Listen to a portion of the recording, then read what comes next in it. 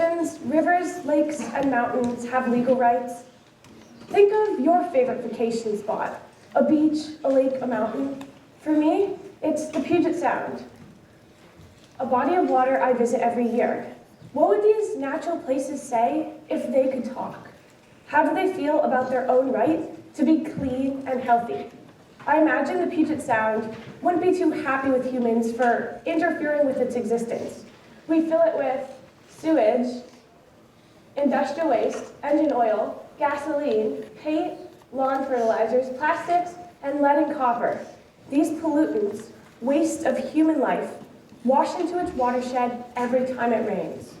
If the Puget Sound had a voice, it would probably ask for protection against these harmful contaminants.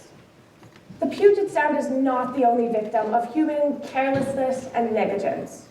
With deforestation, water pollution, species decline, and extreme weather events, the United Nations has warned that we're heading towards a major planetary catastrophe.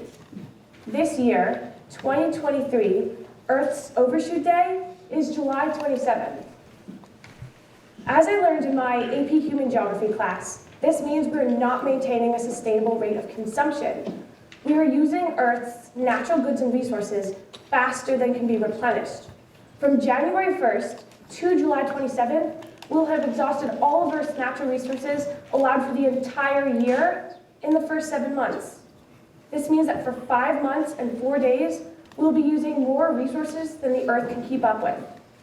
Creative solutions are required by our generation to combat climate change. Using our legal system to protect ecosystems such as the Puget Sound from pollution is a strategy we must explore. The growing rights of nature movement provides a new way of thinking in which humans see the environment as an equal, with its own legal rights to exist and evolve. It aims to secure legal protection for nature. Supporters of the movement argue that ecosystems are entitled to legal personhood status, with the right to defend themselves in court against mistreatment. This means that ecosystems would have similar rights to humans. While a lake or mountain cannot physically appear in court, legal representation can be compared to the guardianship parents exercise over young children. Guardians can defend the rights and interests of nature and go to court on its behalf. Perhaps the reason the rights of nature movement might strike some people as strange is because it rebels against our ingrained anthropocentrism. Anthropocentrism is the human belief embedded in many Western regions and philosophies that humans are separate from and superior to the rest of the natural world. It is an attitude of human exceptionalism and domination of nature. We see ourselves as the center of evolution and believe nature is our property, resources we can deplete and exploit for our own happiness and prosperity. It is the failure to recognize that we are connected to and part of the rest of the natural world. This idea has a long history. Ancient Greek philosopher Aristotle believed that animals lacked souls, therefore making them inferior creatures. He wrote, "Plants exist for the sake of animals and animals for the sake of man. Since nature makes nothing purposeless or in vain, it is undeniably true that he has made all animals for the sake of man." French philosopher René Descartes believed that animals are basically machines. He said, "The reason animals do not speak is not their lack of organs, but that they have no thoughts." While nature and animals may be unable to speak, like a person, they can suffer and should not be harmed. I believe our society needs to shift away from ethnocentrism, and that we should listen to people like Christopher Stone, a former law professor at University of Southern California, who was an early defender of the rights of nature. He said, "Until the rightless receive their rights, we cannot see it as anything but a thing for the use of us. I am quite seriously proposing that we give legal rights to forests, oceans, rivers, and other so-called natural objects in the environment." A few months ago, I witnessed SRDS psychology students caring for chicken eggs. Many of you are sitting here right now. You all carry your eggs around school with gentleness, awareness, and protection. These are qualities we must employ when caring for our environment. I did this research because the rights of nature movement shows us a better way of interacting with the environment and the possibility for great change at a time when we need great change. The assertion that non-human entities have rights may seem new and outlandish, but it actually draws on the traditional indigenous view of nature. Indigenous cultures can provide an alternative to anthropocentrism. Protection of nature is at the center of the indigenous worldview. For example, indigenous people living in the Andes Mountain region worship Mother Earth, or in Spanish, Pachamama. They see Pachamama as a presence in life that brings agricultural wealth and protection. As a way of respecting the earth, indigenous peoples use natural resources in a balanced and sustainable way. To them, nature is part of their identity, and they work to speak for the natural resources that can't speak for themselves.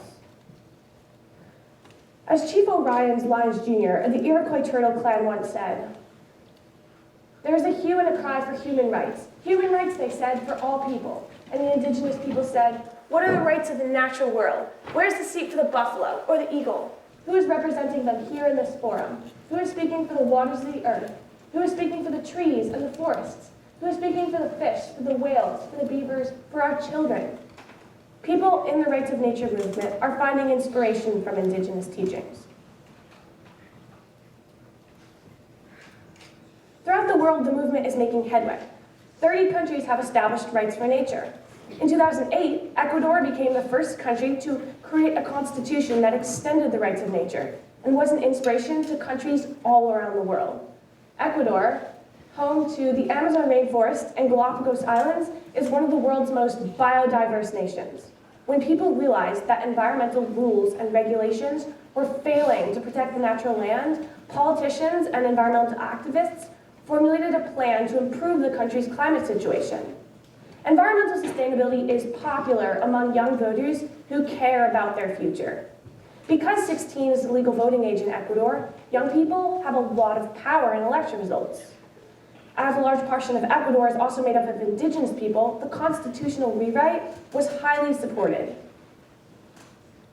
This past September, 2022, the Mar Menor Lagoon, located in southeastern Spain, became Europe's first body of water to receive legal standing. The lagoon supported large populations of endangered fan mussels, but lost 98% of its aquatic diversity in 2016. It suffered from algal blooms in its waters, primarily caused from chemical fertilizers washing off of farmlands and into the lagoon.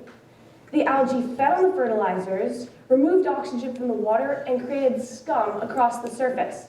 As the blooms worsened, a group of local citizens, many of whom benefited from the tourism of the lagoon, created a petition to grant the entire body of water the rights of personhood.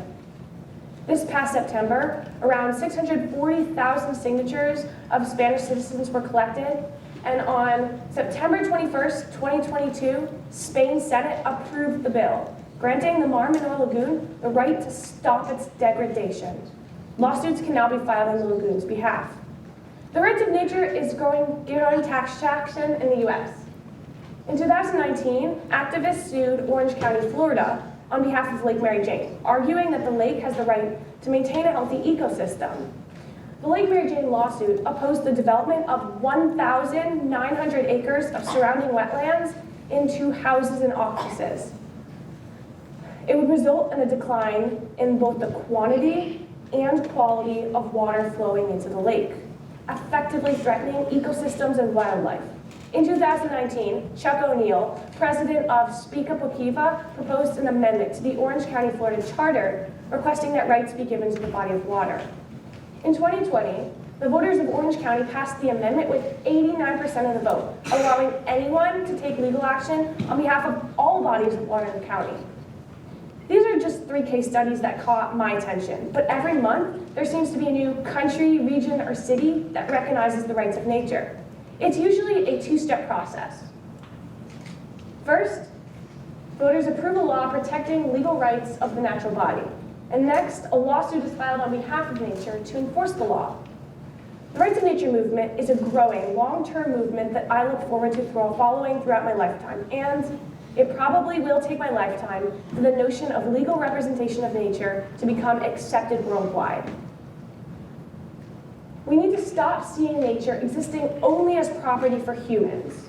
There is no feeling like taking a hike in the woods, skiing our mountains, or swimming in our lakes and oceans. We need to cherish these connections and put our energy into protecting nature's immeasurable value.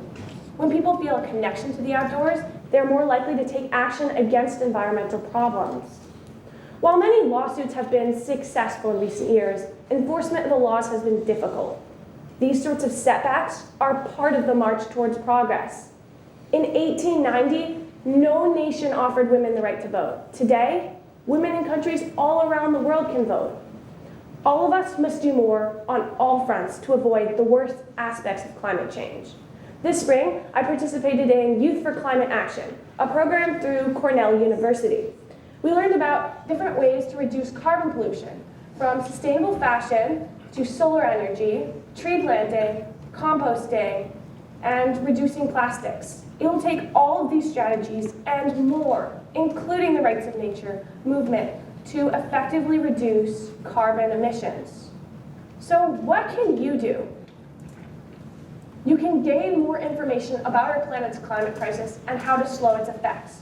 One place to start is right here. The Saddle River, which our school is named after, runs through much of Bergen County. Currently polluted, we can fight on its behalf to make sure the river and our school's name survive forever. I look forward to the day when the Puget Sound is represented in court, resulting in its recovery against harmful pollutants. What would it mean for the Puget Sound to be clean and healthy? It would mean abundant aquatic life, like salmon and orca whales. It would mean people like you and me could swim freely in its waters without worry. So, going back to my original question, should forests, oceans, rivers, lakes, and mountains have legal rights? The answer is yes. Nature deserves legal protection. Thank you.